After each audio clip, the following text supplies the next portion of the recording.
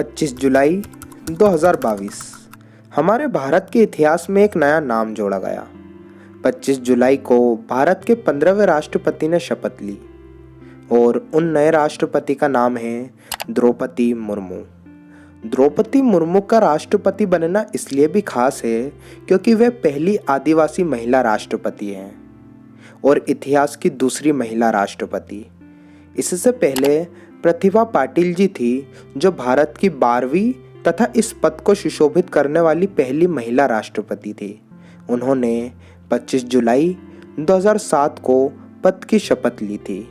वर्तमान में द्रौपदी मुर्मू भारत की 15वीं राष्ट्रपति हैं। द्रौपदी मुर्मू पहली इंडियन प्रेसिडेंट हैं जिनका जन्म हमारे भारत की आज़ादी के बाद यानी 20 जून 1958 को हुआ था। लेकिन बहुत से लोगों के ख्याल में ये बात तो ज़रूर आ रही होगी कि ये सब हुआ कब, क्योंकि हमारे लिए तो इलेक्शंस यानी चुनाव का मतलब होता है वोटिंग, वोट करना उस कैंडिडेट को जो कि हमारा पसंदीदा कैंडिडेट है।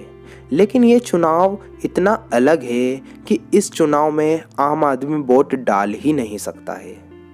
ये चुनाव आम चुनाव से बिल्कुल ही अलग होता है। तो आखिर राष्ट्रपति के चुनाव होते कैसे हैं? राष्ट्रपति चुनाव आम चुनाव से कितना अलग होता है?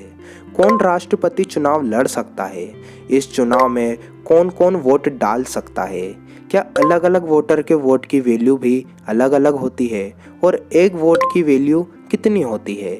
आज हम इन्हीं सब सवालों का जवाब जानेंगे इस वीडियो में। सो आप हमारे साथ वीडियो में आखिर तक ज़रूर बने रहें। तो हम सबसे पहले ये जान लेते हैं कि राष्ट्रपति चुनाव लड़ कौन सकता है। आर्टिकल 53 के अकॉर्डिंग 4 कंडीशंस हैं। पहली, चुनाव लड़ने वाला भारतीय नागरिक होना चाहिए। दूसरी, चुनाव लड़ने वाले की उम्र 35 साल से ज़्यादा होनी चाहिए। तीसरी, चुनाव लड़ने वाला लोकसभा के लिए क्वालिफाइड होना चाहिए। और चौथी, इलेक्टोरल कॉलेज के 50 प्रस्तावक और 50 समर्थन होने चाहिए। अब हम ये जान लेते हैं कि राष्ट्रपति के चुनाव में वोट डालता कौन है। जैसा कि हमने आपको बताया कि राष्ट्रपति के चुनाव में आम आदमी वोट नहीं डाल सकता, तो राष्ट्रपति के चुनाव में आखिर वोट डालता कौन है? दरअसल राष्ट्रपति के चुनाव में लोकसभा और राज्यसभा के सभी सांसद और सभी राज्यों के विधायक वोट डालते हैं। इन सभी के वोट की वैल्यू अलग अलग होती है। यहाँ तक कि अलग अलग राज्य के विधायक के वोट की वैल्यू भी अलग अलग होती है।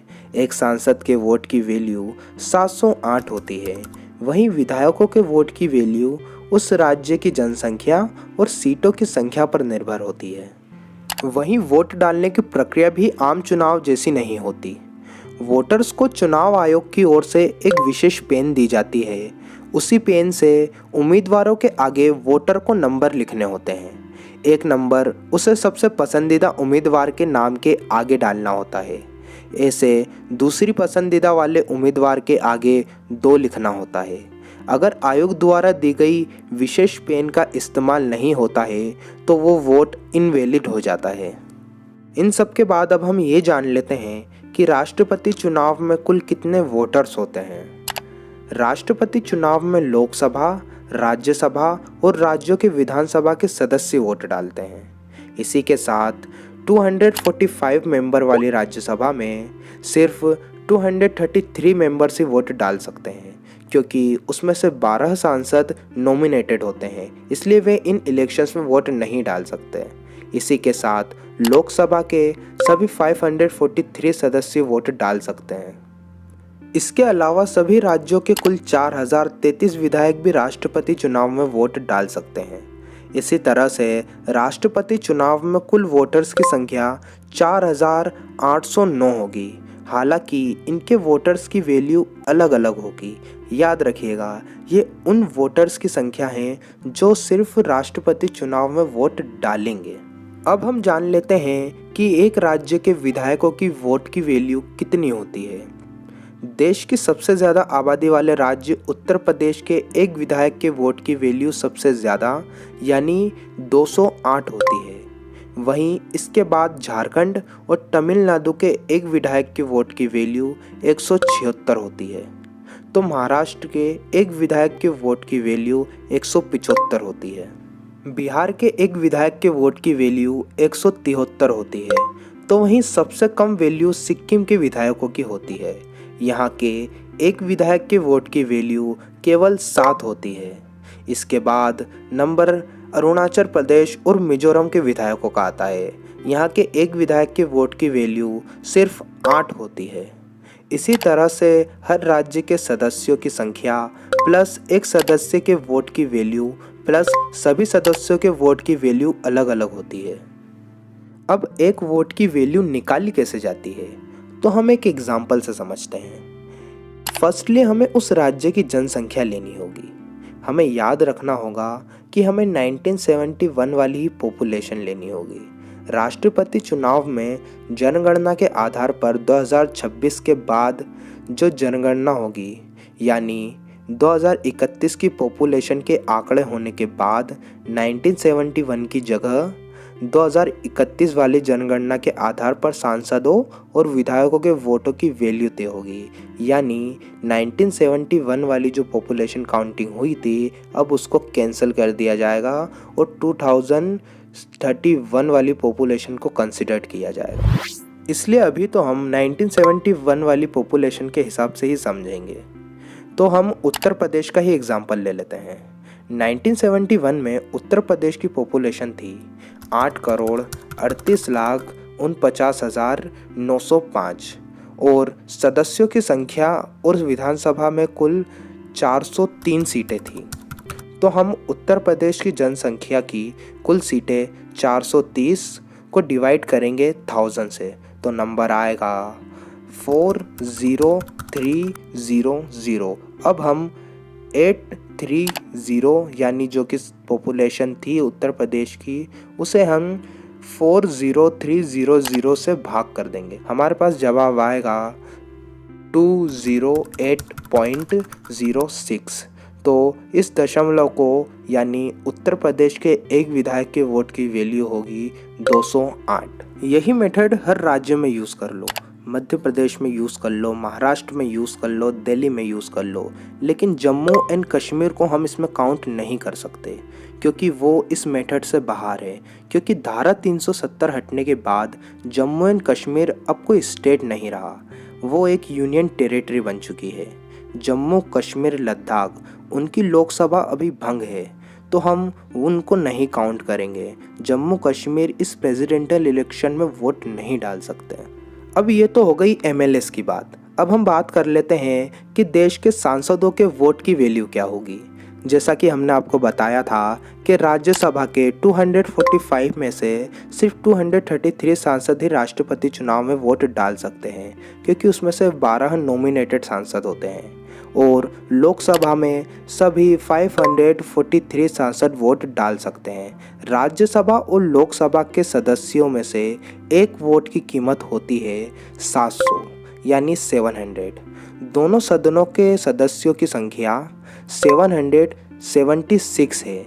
इसके लिहाज से सांसदों के सभी वोटों की वैल्यू 5,43,200 होती है।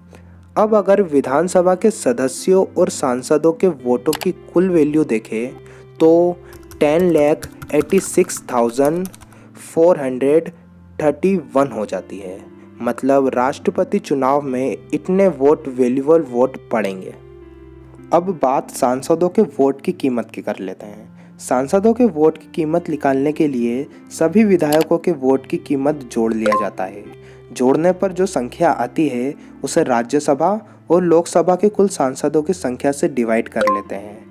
वहीं एक सांसद के वोट की कीमत होती है, जैसे उत्तर प्रदेश के कुल 433 विधायक के वोट की कीमत थी 208 यानी 83,824 है। इसी तरह देश भर के सभी विधायकों के वोट की कीमत 5,43,231 है।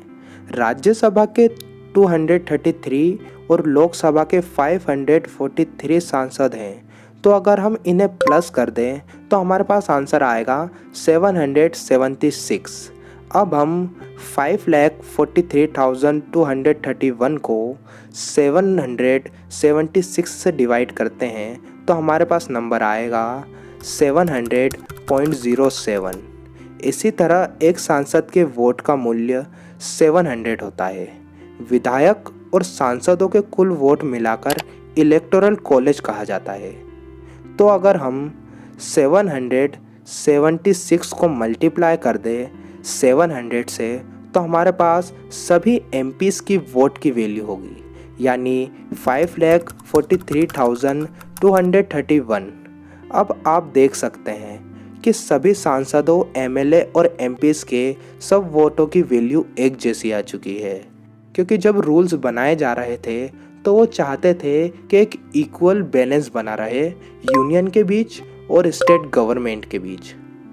तो जो प्रेसिडेंशियल इलेक्शंस में सब वोटों को मिलाकर जो वैल्यू काउंट की जाती है वो होती है 10,86,431।